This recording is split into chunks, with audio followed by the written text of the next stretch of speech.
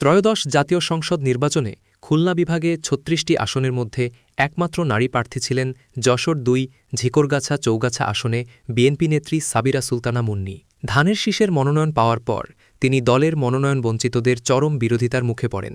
জামায়াত প্রার্থী ডাক্তার মুসলেহুদ্দিন ফরিদের কাছে তিনি ৩৪,৫১৮ ভোটে পরাজিত হন।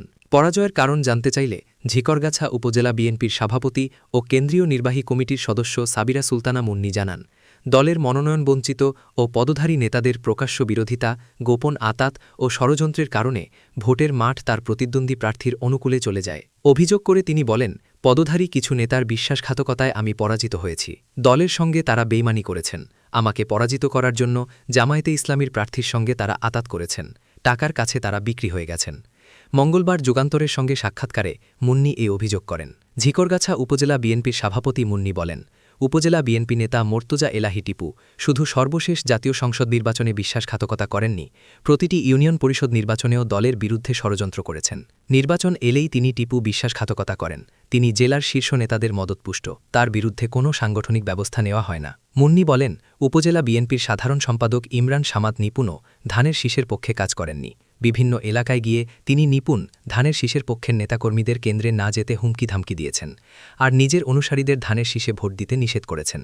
এর বহু প্রমাণ আছে। মুন্নী বলেন, স্বতন্ত্র প্রার্থী হিসাবে শেষ পর্যন্ত মাঠে ছিলেন চৌগাছা উপজেলা বিএনপির সাবেক সভাপতি জহুরুল ইসলাম।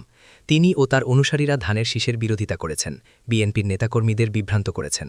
জহুরুলের অনুসারী হিসাবে পরিচিত চৌগাছা উপজেলা বিএনপির সাধারণ সম্পাদক মাহমুদুল হাসান ধানের শীষের পক্ষে কাজ করেননি। সামাজিক যোগাযোগ মাধ্যমে ছড়িয়ে পড়া ভিডিওতে তিনি মাহমুদুল বলেন, যাকে খুশি তাকে ভোট দেবেন। কিন্তু কেন তিনি একথা বলবেন? তিনি তো বলবেন সবাই ধানের শীষে ভোট দেবেন। চৌগাছা উপজেলা বিএনপির সাংগঠনিক সম্পাদক আলিবুদ্দিন খান আলী প্রকাশ্যে ঘোষণা দেন সাবিরা সুলতানা মুন্নীকে চৌগাছায় প্রতিরোধ করা হবে। তখন নেতাকর্মীরা বলেন, ধানের শীষের সঙ্গে বেইমানি করা হচ্ছে, শুনেছি তাকে শোকজ করা হয়েছে, কিন্তু এ সংক্রান্ত কোনো চিঠি দেখিনি। সাবিরা সুলতানা মুন্নী আরও অভিযোগ করেন, আওয়ামী লীগ ও বিএনপির একাংশের নেতারা জামায়াতের উপর ভর করেছেন, জামায়াতের পক্ষে তারা কাজ করেছেন। তাদের বিষয়ে জেলা বিএনপির সভাপতি সম্পাদককে বারবার বলেছিলাম। তারা সভা ডেকে তাদের সতর্ক না করে সময়ক্ষেপণ করেছেন, তারা অসহযোগিতা করেছেন। জামায়াতে ইসলামীর টাকার কাছে তারা বিক্রি হয়েছেন। নেতাদের বিশ্বাসঘাতকতার বিষয়টি বিএনপির কেন্দ্রীয় নির্বাচন পরিচালনা কমিটির চেয়ারম্যান নজরুল ইসলাম খানকে অভিহিত করেছি। তিনি লিখিত দিতে বলেছেন, এখনও লিখিত অভিযোগ দেওয়া হয়নি।